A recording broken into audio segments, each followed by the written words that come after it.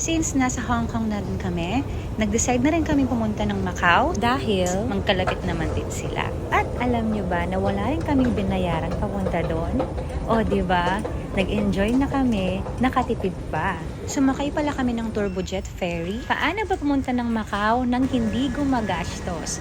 So please keep on watching. Meron kasing limited time only offer ang Macau Government Tourism Office at ito yung Fly You to Macau para sa mga foreign travelers. Via ferry pala yung binook namin and that will be our third day dito sa Hong Kong. So ayan, kung makikita nyo guys, 0 Hong Kong dollars talaga yan. Wala talaga kaming binayad kahit isa. Kung nagbabala kayong mag Hong Kong at gusto nyo rin pumunta ng Macau, good thing dahil extended pa siya until December 2024. All you have to do is to go to their website, turbojet.com.hk.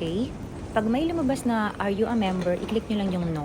Then, ilagay nyo lang yung mga details nyo and click login. May lalabas na friendly reminder and then click nyo lang yung confirm. And then, pag napunta na kayo sa page ng booking confirmation, click nyo lang yung departure and then click nyo yung economy. Under promotion, i-click nyo lang yung MGTO Fly You to Macau International Tourist Ferry Ticket Promotions. Tapos lalabas yung departure schedule.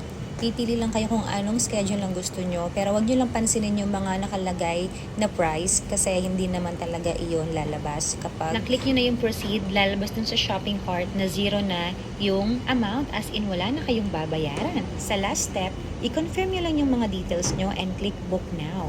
At ayun na, may marireceive na kayo na booking confirmation at yun ang ipapakita nyo sa office ng Turbojet kasama ang inyong passport at yung boarding pass, huwag nyong kalimutan. Dito nakasakay na kami ng ferry, so expect nyo na maalog siya ng onte. Kaya kung kagaya nyo ako na mabilis mahilo, kailangan nyo magdala ng mga kung meron kayong white flower, katingko, or any gamot na pwede nyong gamitin para maalis yung pagkahilo nyo. Ayan. 1 oras din pala yung biyahe namin. So, ayan, kung gusto nyong masulit ang Macau tour nyo, maaga na lang kayong pumunta para marami kayong mapuntahan. At kung mahilig din kayong mag-shopping, ayan, ang Macau ay maraming mga shoppingan at sobrang mura pa. Pagdating namin ng Macau, nag-book kami ng tour guide para naman hindi masayang yung oras namin sa paghahanap ng mga tourist spots. Kaya, ayan, dito na-enjoy namin yung iba't ibang tourist spots ng Macau, lalo na yung Parisian, Londoner, yung Venetian, yan. Tapos may casino sila dyan. Ang gaganda ng mga buildings. Alam mo yung maa-amaze ka. Perfect na perfect ang mga tourist spots dito, lalo na kung mahilig kang mag-post sa yung mga social media accounts, sa yung Instagram, Facebook, or TikTok. Ayan, pack na pack ang mga places dito. Na-enjoy ko talaga yung view kahit na mainit kasi malamig naman yung hangin. Morning guys, nandito na kami sa Macau. First destination namin itong Fisherman's Wharf. Ayan, ang ganda. Ayan, dito tayo. Wala masyadong tao dito, pero ang tagal sa mga buildings. Ayan.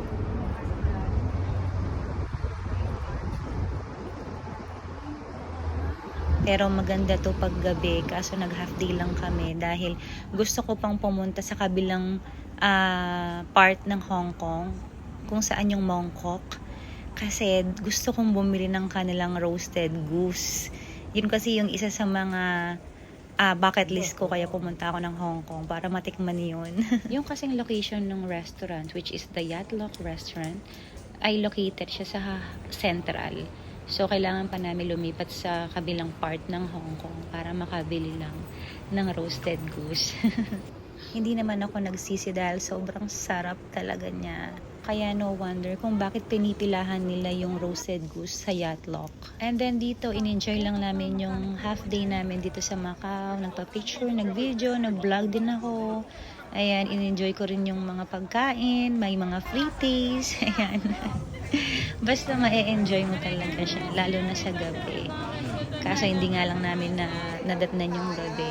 Pero mali mo naman next time, makabalik ulit ako dito sa Macau at ma-experience ko na rin yung lights dito sa gabi.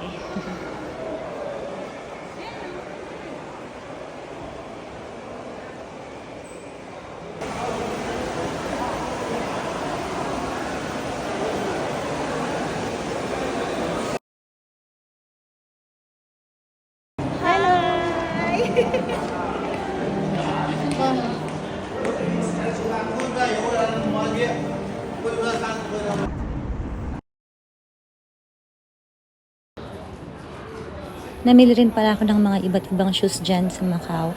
Dahil hindi ko makita sa mga mall sa Pinas yung ibang mga shoes. Lalo na yung mga New Balance, yung ibang mga Nike. Dito ko lang pala mabibili sa Macau. Tapos meron din akong nabili mga beauty products na sobrang mura lang. And then, ayan, nagganda-gandahan na yung ate mo. Photoshoot dito, photoshoot doon. Basta na-enjoy ko yung Macau. Yun lang guys. Don't forget to hit follow, like, share, and subscribe. I'll see you on my other vlog. Bye!